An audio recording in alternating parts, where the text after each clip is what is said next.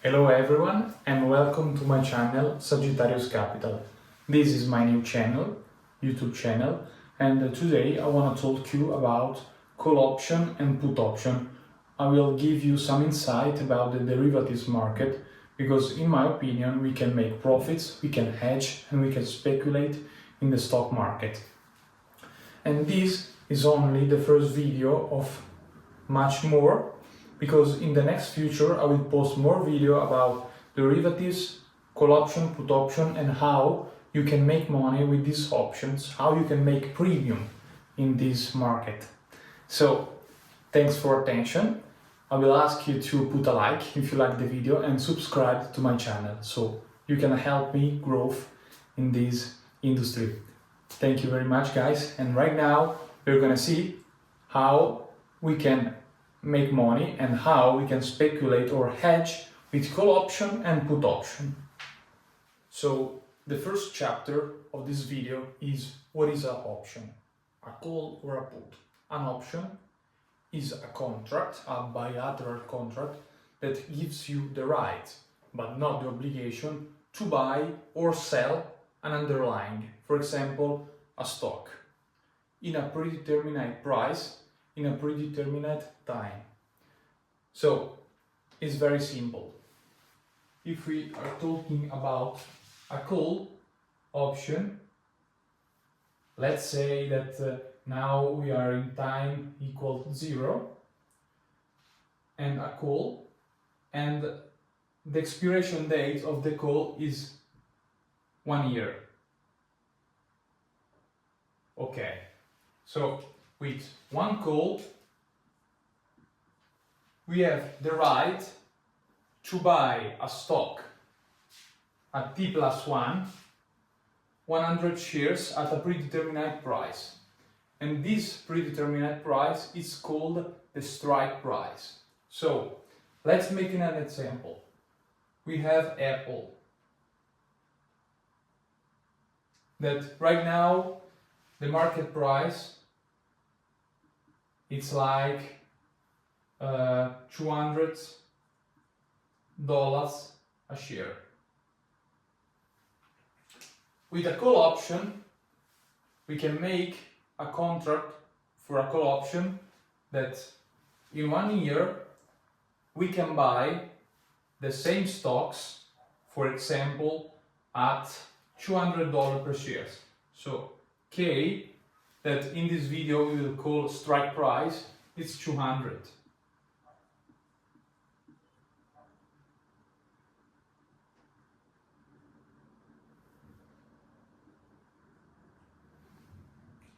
So what I have just write down, we have Apple that is trading right now at T0 at $200 per shares. We want to make a call option because we are bullish on Apple.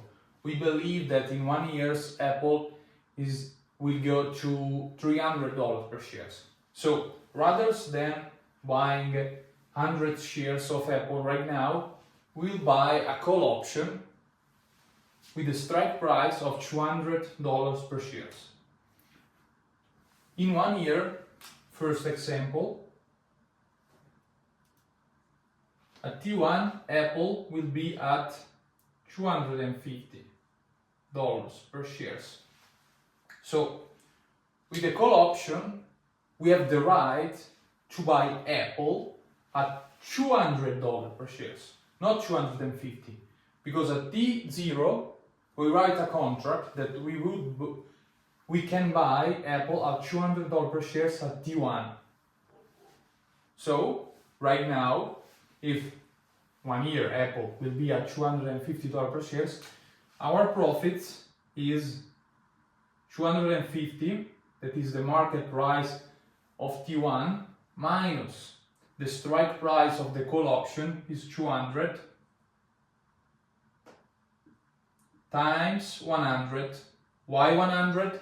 Because for every call option and put option, the contract size is 100 shares. When I buy one call, I have the right to buy 100 shares of the underlying in in the future at predetermined price, that is the K strike price. So our profits is 50 times 100, it's like $5,000. Of course, this is without fees, but later I will show you the fees, the premium, all of these things. So we buy a call when we are bullish.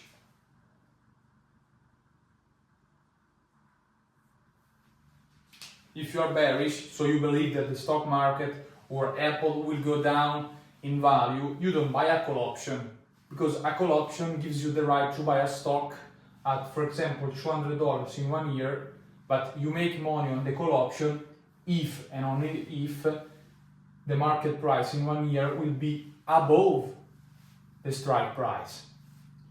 So, long story short, you buy a call option if you are bullish on the underlying and you want to have some leverage effect on the upside.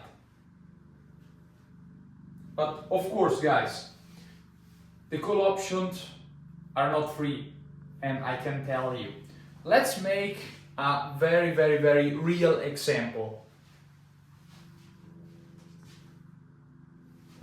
And market available example on Apple. Apple right now is trading at $230 per shares. Okay? We say that in 4 to 5 months, Apple it's up to 300. This is our example. So T0 is like today is the 18th of January, and T1 it's let's say 18th of July. Okay, so this time is 6 months. Okay, between time 0 and time 1 we have 6 months. So our view of the market is that we have a bullish market on Apple, that Apple will be at $300 per shares in 6 months. So we decide, rather than buying 100 shares of Apple, we will buy one call option that gives us the right to buy 100 shares, let's say at $230 per shares in T1. So our strike price, we decide our strike price to $230 per shares. Okay? But of course, guys, this is so beautiful, because if Apple will be at 300, we make tons of money. A call option is not free. We have to pay a premium in order to have this contract. So right now, if you want to buy a call option on Apple, we have to pay a premium, and this premium right now is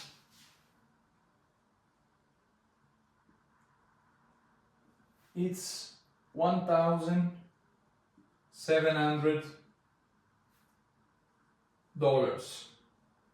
So if you want to buy a call option that expires in 6 months, strike price 230, you have to pay $1,700 in premium.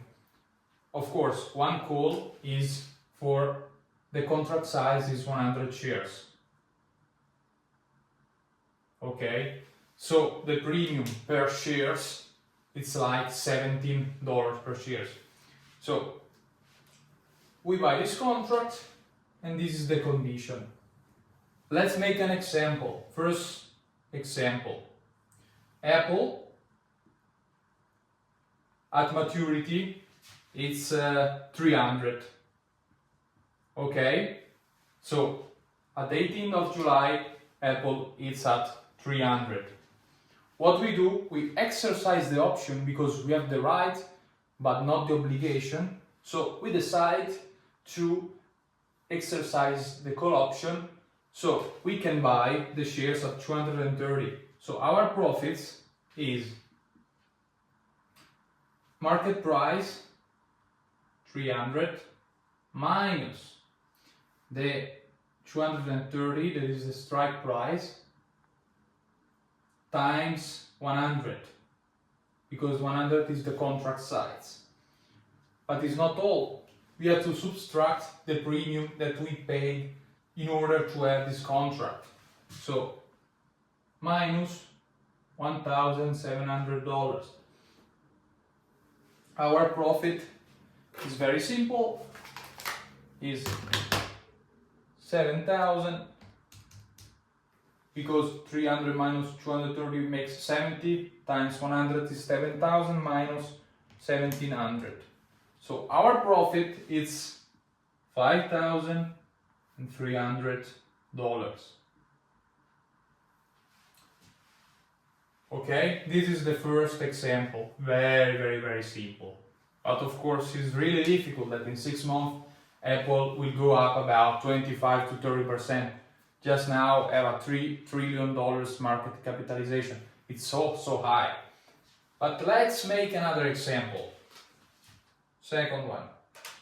Apple in 6 months will be at $150. So in this case, Apple jump up, and in this case, Apple will go down. So what's our payoff? What's our profit? In this case, tell me guys, you would exercise the call option if we know that we can buy at $230 on the hour call, or we prefer to buy in the market? We will buy in the market because the cost will be less. So we don't exercise the call option because our call option is worth nothing, because our contract gives us the right to buy Apple at 230, but this time Apple is 150. So there's no sense to pay more than the market price.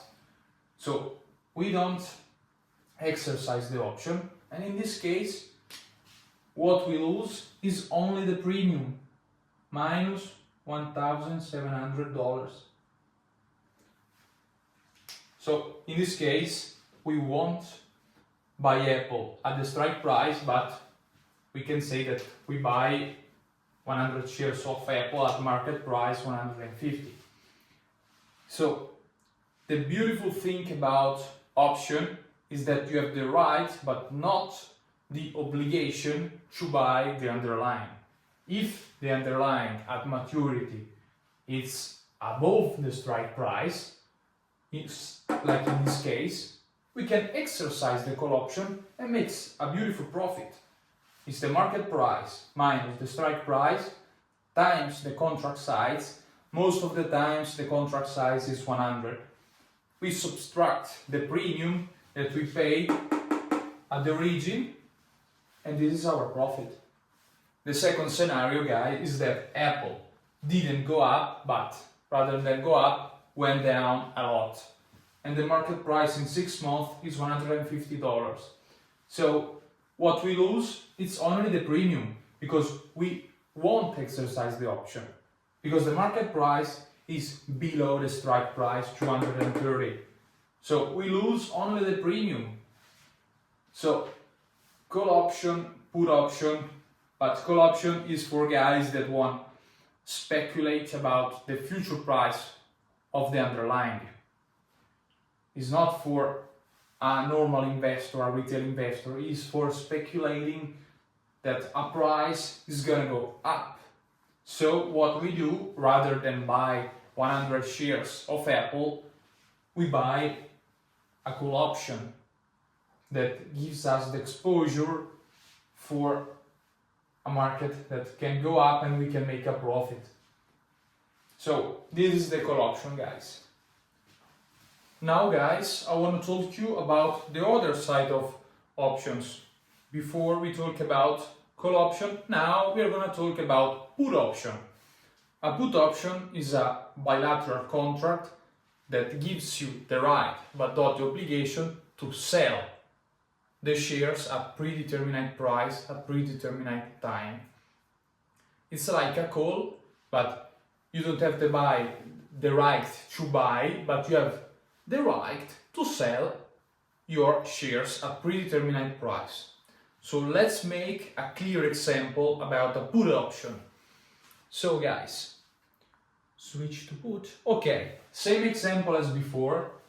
We are talking about Apple, market price $230, strike price $230. We buy a contract that gives us the right but not the obligation to sell our position. Let's make an example that we own 100 shares of Apple and we are bearish. We believe that in 6 months there's a possibility that Apple can go down a lot, but a lot. So what we do, we buy a put option and we say that the expiration date is in 6 months from now. So with a put option, we have the right to sell our shares to $230. But of course, guys, this is not free. So we have to pay a premium for the put option contract. And of course, the put option, the contract size is 100 shares as the call option. For example, if you want to sell at 230 in 6 months, the premium is like $1,300. So we pay $1,300 to sell, to have the right to sell our 100 shares at 230 in 6 months. This is the contract. The right, but not the obligation. So let's make an example. In 6 months, Apple will be at $300. You would exercise the option, guys.